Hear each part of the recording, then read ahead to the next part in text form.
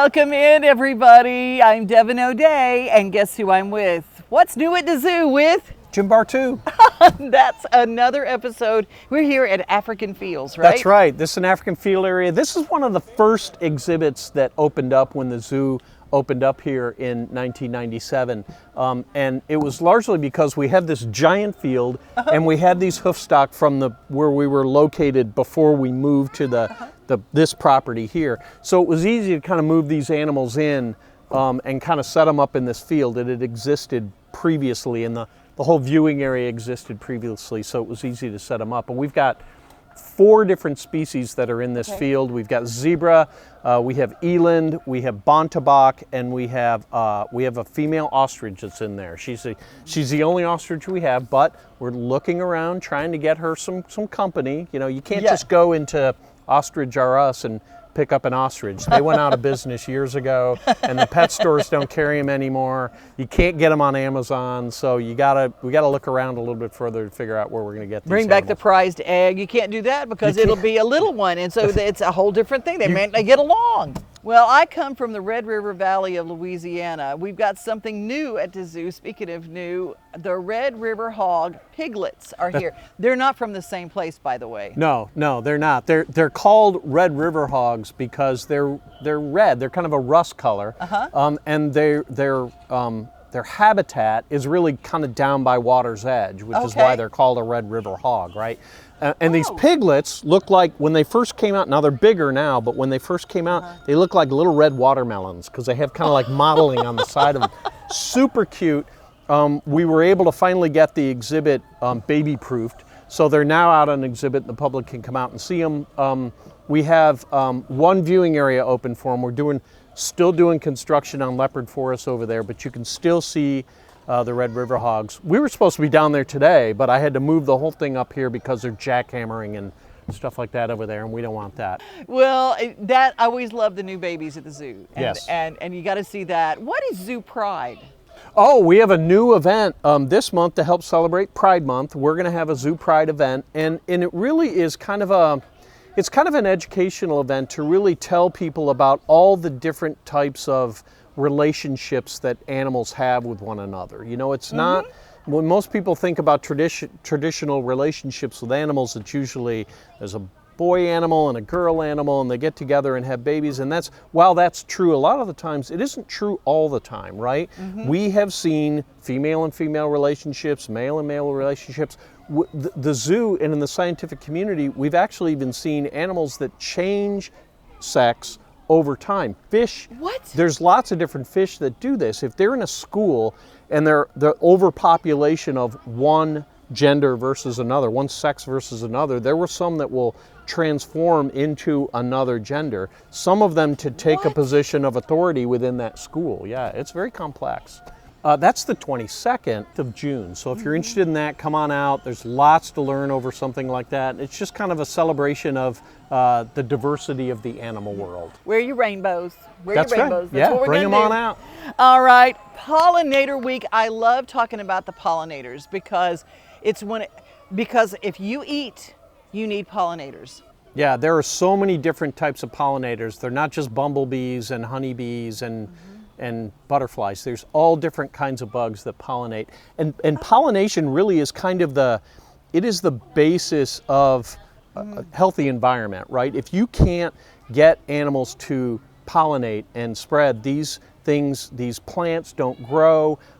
There are animals that then can't eat those, including humans. So pollinator gardens and native plant gardens are massively important in any environment. And it's such an easy thing that anybody can do. You don't need to transform your whole yard into a garden to make this work. You can create a little tiny patch, grow native plants, and really help those butterflies and bees and all the other bugs as they hop from place to place. Think of it like a little 7-Eleven for insects, right? They come in, they get a quick snack before they hit the road again, and they're off somewhere else. For monarch butterflies, they're on their way down to Mexico, or they're heading up north somewhere, so they need to stop and eat a lot. Yeah. And they can't do that if everybody has these pristine green lawns that have nothing in them, right? That's barren wasteland for a pollinator. all that to say, we do have a pollinator day when you can come out. There's lots of organizations that are involved with native habitats and pollinator gardens. You can learn a lot by participating in that, coming out and learning more. And Pollinator Day for us is going to be June 29th, right at the end of June. Piglets, pollinators, and pride, all coming up at the Nashville Zoo. NashvilleZoo.org is where you get all the information, and make sure you buy your tickets in advance to anything that you do at the zoo, because then you know you can get in, because the zoo, as you can tell today, it's very populated. It's another P. It's a beautiful day today. Populated pollinator pride piglets. Yeah, you'll chip a tooth if you're not careful. Hey, stay with us. We have got a hoofstock keeper. What is a hoofstock keeper? We've got all that coming up on What's New at the Zoo.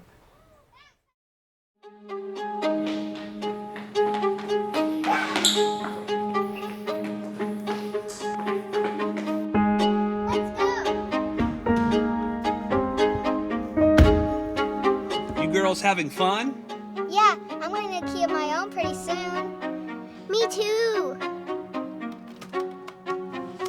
Good night, Kia guy. Good night.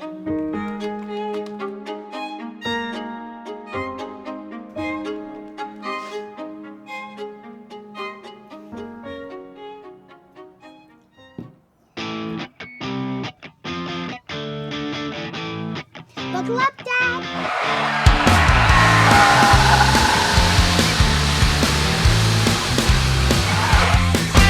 Are we there yet? At Kia of Murfreesboro, we're here whether you're ready or not. So Busy Bee is a very close-knit family. We fight just like every family does. We have arguments, but we always come out with a solution to the problems. We don't just fight about what we want, we fight about what customers need. We want to make sure that every customer we go to is more than satisfied. And that doesn't just start whenever we show up at their door, that starts when we show up every day at work. We want to make sure that we are serving our customers to the best of our ability. Hoofstock. What is a hoofstock keeper? We're going to answer that question, aren't we, Jim Bartoo? We are. We've got Emily Mack here. She is the hoofstock keeper here at African Fields. And what you got with you there? This is an ostrich egg from our ostrich Betty Lou, who is our only ostrich currently out on the field. She'll lay about one egg every few days. And Does she know you took this?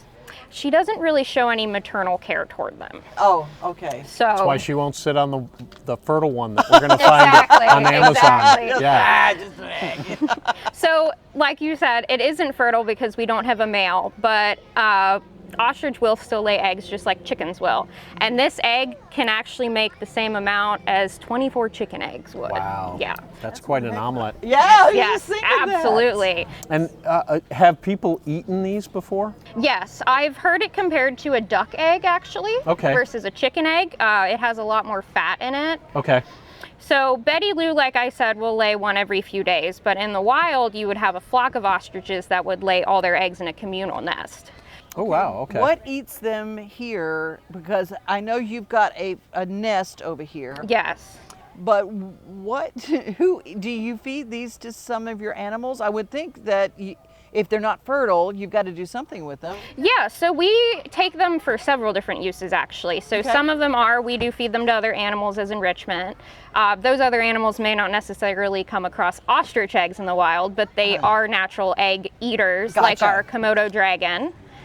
We'll also take the eggs and remove the insides. It's called blowing out the egg. Yeah. You can do it with chicken eggs also. And here at Africa Field, we have an example wild ostrich nest, or at least what one would look like, but that's all made up of real eggs from Betty Lou.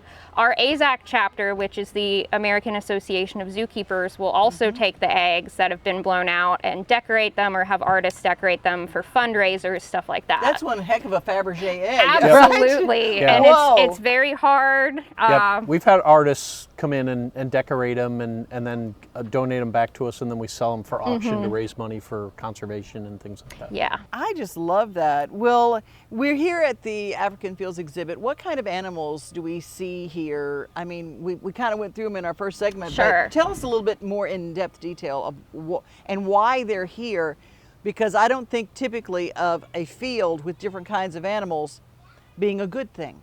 Sure. So we do, like I said, we do have Betty, our lone ostrich. We did used to have a male.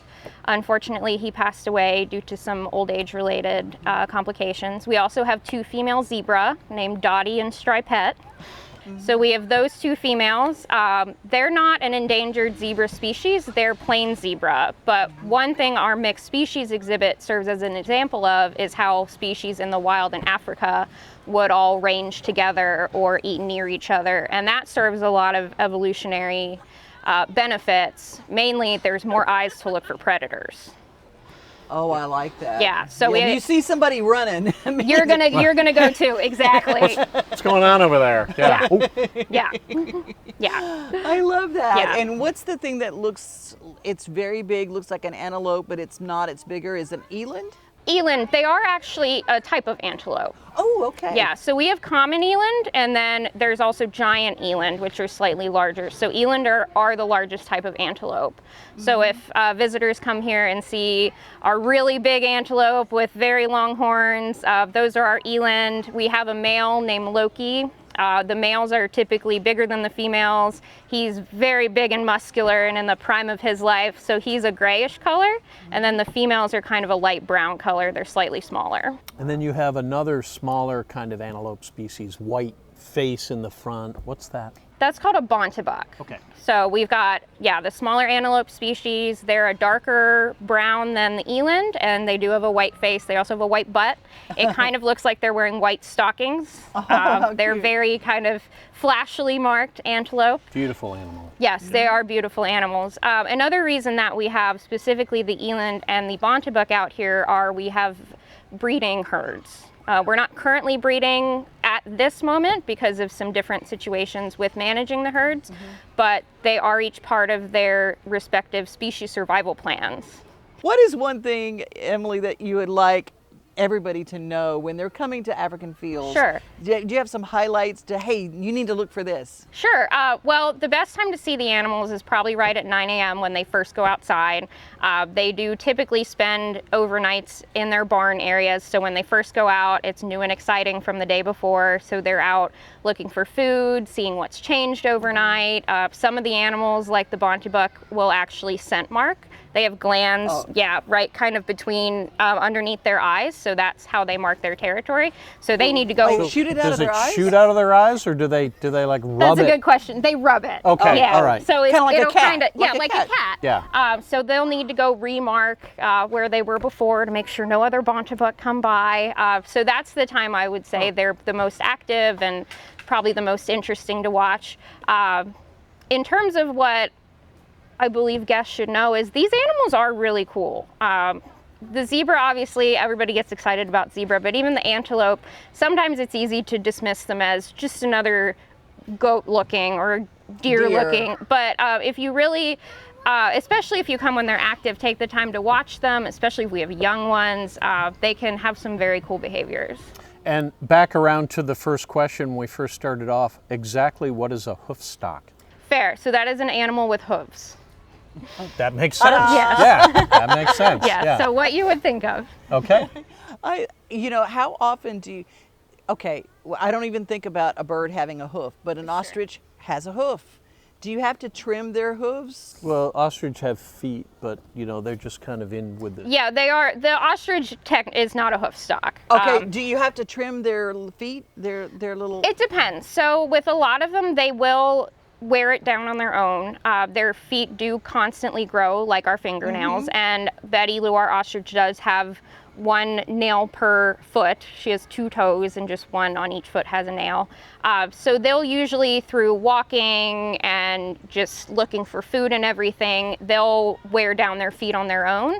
But here under human care, they're not going to be traveling as much as they do in the wild because they don't need to move away from predators. We provide all their food. In the wild, they walk much longer distances to find food and mates and stuff like that. So at times, like our zebra, we do put under anesthesia once a year to trim their feet.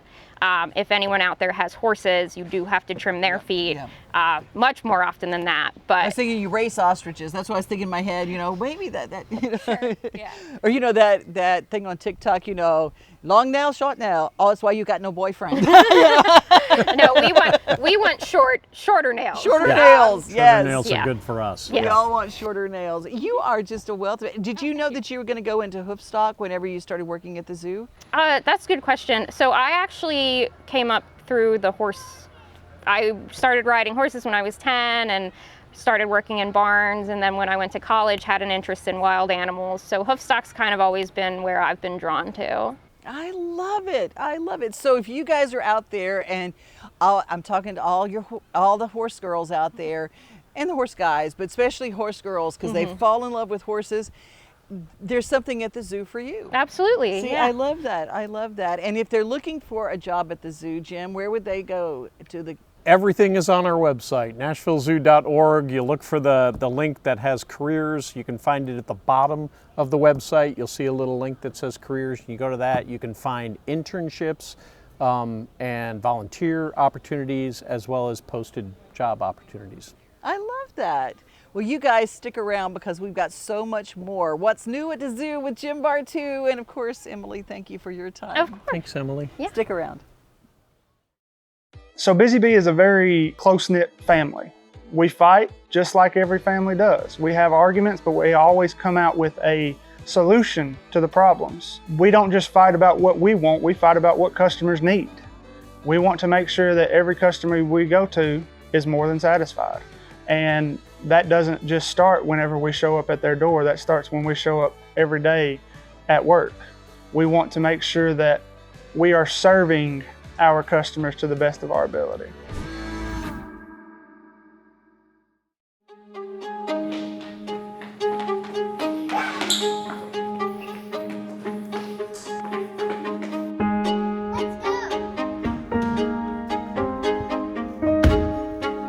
You girls having fun? Yeah, I'm going to keep my own pretty soon. Me too. Good night, Kia guy. Good night.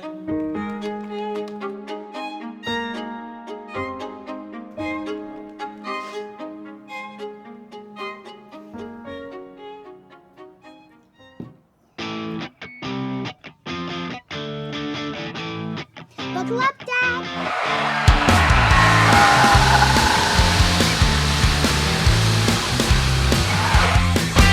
Are we there yet? At Kia of Murfreesboro, we're here whether you're ready or not. We're back in the African Plains at the Nashville Zoo, and Jessica joins us. She's our animal expert and brought one of my totem animal, the tortoise. Hi, who is this? So this here is Riley. Riley is an Egyptian tortoise, so they are a species that is found in Africa. And she is actually not a baby tortoise. She is actually full size, so this is as big as they get. Wow. Cute, and they have the little bumps like a do. Stegosaurus. Yeah. Yeah. So she is a desert dwelling tortoise, so she's kind of leaving a little bit of sand everywhere she's walking. So they live in those desert areas throughout Egypt, and they are herbivores. They just eat vegetation that they find within the desert, and they actually get a lot of the water that they need from the food that they are eating. See that sweet face? So this particular species of tortoise, unfortunately, is classified as a critically endangered species. Oh, wow. And I noticed how she took her are- away from me, going, she's critically endangered. Just gotta be careful with her. So their population, unfortunately, is decreasing in the wild. So Riley is here to educate about the plight of the Egyptian tortoise. And what is their plight? So they're dealing with most animals, which is habitat loss. Habitat loss. So the urbanization of the world is kind of decreasing their habitat ecosystem, and Even in the deserts of Egypt. even in the deserts of Egypt. Now with Miss Riley, she's actually about 6.5 years old. She's been here about 3.5 years here at the zoo, and she just got a new friend who also lives with her, which is another Egyptian tortoise named Myrtle. So it's another young female, so she's now got a Myrtle. friend that she lives with. Now, do you know the difference between a turtle and a tortoise? No. So there's actually a difference between turtles and tortoises, and a lot of people get them mixed up. And there's actually a third species that people are very unfamiliar with, and they are called a terrapin. So the difference between a turtle and a tortoise and a terrapin is where they live. So a terrestrial one is going to be a tortoise. They live on land. A turtle lives in water. And the only true turtle out there in the wild is actually going to be the sea turtle, because they have flippers and they spend almost their entire life in the water except for when they lay eggs on the sand. So an eastern box turtle that we find in the woods is not actually a turtle. Is not actually a turtle. It is actually a terrapin. So a terrapin is semi-aquatic. So they spend part of their time in water and part of the time on land. So an alligator snapper would be a terrapin. Yep. Most of the turtles are not true turtles. And so there's a fun little trivia for you guys that most people are unaware of.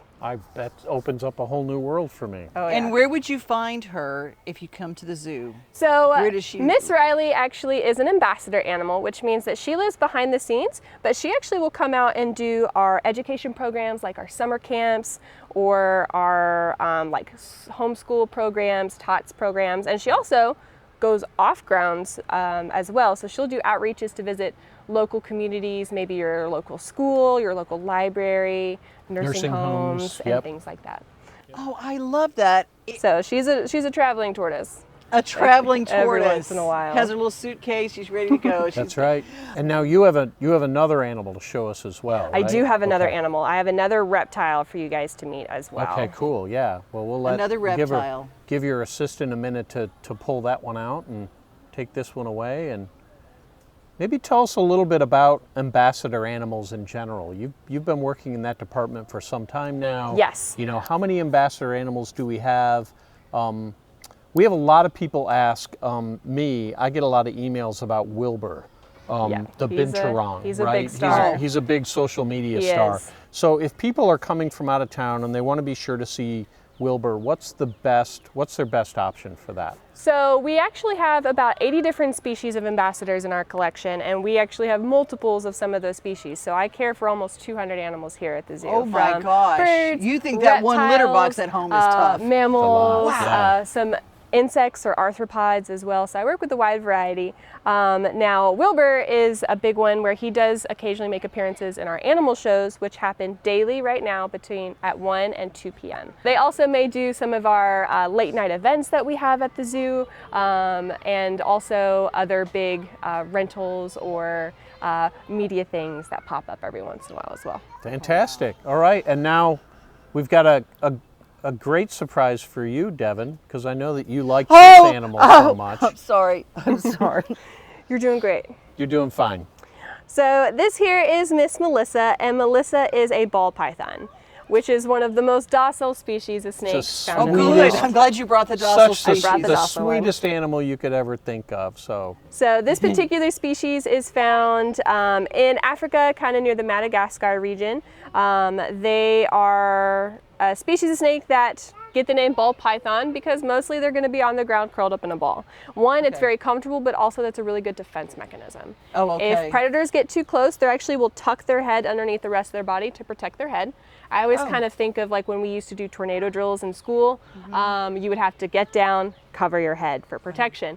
She does the same thing. She'll just use her body for protection. What are her predators? So her biggest predators are going to be jungle cats, maybe some birds of prey, and things like that. Now, with ball pythons, they have another nickname that they're known by in the scientific community, and that is called the royal python. So they got that name because in Africa, high chieftains of tribes or kings and queens of different tribes would actually wear ball pythons around their neck like living jewelry instead of wearing crowns and jewels. So they are actually a very docile species. You now find them a lot in the pet trade because they have docile demeanor. But one thing we always encourage our friends who come to the zoo is if you're looking to get a pet, make sure you do a lot of research to make sure they're a good fit for you and your family. Not a good fit for me, but maybe a for someone lot else. of times What is the tongue snakes thing? and reptiles in general need a certain amount of light, a certain amount of humidity. You know, so it's more than just bringing them home and just putting them in a tank. There's a lot more to it. A lot of special needs. Now that tongue thing, what she's doing is snakes and other reptiles, they do not smell the way that we do. They kind of taste the air. So Oh. typically what they do is the way that a human would smell is we're going to take a deep breath in through our nose, we're breathing in scent particles, and then there's an organ in our nose that tells our brain if those are good smells or if they're bad smells. For snakes, they actually have a similar organ, but it's in the roof of their mouth called the Jacobson's organ.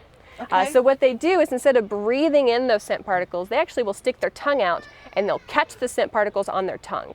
And then they'll bring that tongue up into the roof of their mouth, and that is how they're sensing the smells.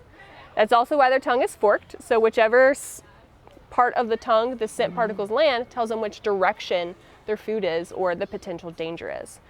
Is she hungry now? No, she ate last week, so she is nice and full. How often does she eat? She eats every 3 weeks here at the zoo. So Every 3 weeks? Every 3 weeks. So snakes have a slow metabolism. So the bigger the snake, the longer it takes to digest their food, which means it's going to be a little bit longer time between all of their meals. How big do they get? She's full grown. Do you want to guess how old Miss Melissa is? How old is Melissa? How old is- 72. Not 72. Great guess though, Jim. Thanks. Okay, how old is she? She's actually 31. 31? How old do they live? So they can live into their 30s or 40s. Oh, so she's actually in she's kind an of old her, lady. She's getting up there in she's a years. senior citizen. We have another ball python here at the zoo that you may catch us bringing out on the trails or in shows or school events. And he's a little bit younger. He's only 4, and his name is Loki. Loki. But she is full grown. She's not going to get any Touch over bigger. here. Hold her head. Okay. You did great. So you're just facing the old fear. But you know what? They don't feel like you think they're going to feel. Maybe They're not. cool and They're cool to the touch. Very Yeah. smooth. Well, They they're, don't feel scaly. They don't feel any of those things. it's a ectotherm, so it needs to get its heat from outside sources, which is why you find snakes sunning on rocks or in the middle of the road. They're absorbing that heat to kind of give them the energy that they need so they can go and hunt and do all the other things that they need to do. They don't generate heat from the inside like you and I do. Okay. Well, we did have Marika from Portland, Tennessee. She wanted to know if you got to touch the ambassador animals when you're going around. And so That is a great question. So we typically let the animals decide if they're going to be touched. We do have a couple that during like our school programs, they are comfortable being touched in that type of setting. But whenever we take animals out on the pathway, it is a lot of people coming and going, and sometimes that does overwhelm the animals. So generally during that time, we're generally not going to let people touch, just because that could be upwards to a couple hundred to almost 1,000 people sometimes walking by, and that would definitely overwhelm them. So during those times, we typically do not let people touch, but we also, again, for some of our school camps, it's in a little bit more of a controlled setting, so some of the animals will let people touch, and then some have told us, no, I do not like it, and so we let them say no, and so we do not let people touch that day. We also do have a couple of behind-the-scenes tour experiences where those experiences do have a touching element. For more information about that, it's going to be found on our website underneath the Experiences tab. well, this is good. If a school or a nursing home or someplace that wants to have you come and bring some ambassador animals, how would they get in touch, Jim? Everything's on our website. You just go to nashvillezoo.org, and I believe that outreach is still under experiences. I think I'm it not is sure as well. exactly, but it should be easy to find. And I think you can probably request. You guys, thank you for joining us. Thank you for being so nice, Melissa. She's so cute. She's a good one. And thank you, Jessica, for bringing her. welcome. We've done it again. We've got another show. And thank you for being part of it. Don't forget, go to nashvillezoo.org to get your tickets for Pride and for Pollinator Week and for the Red River Hog Piglets and all the good stuff. Always happening. What's new at the zoo? Jim Bartoo, any parting words? Have a good one. Get out now. It's a beautiful time to get out and see the zoo.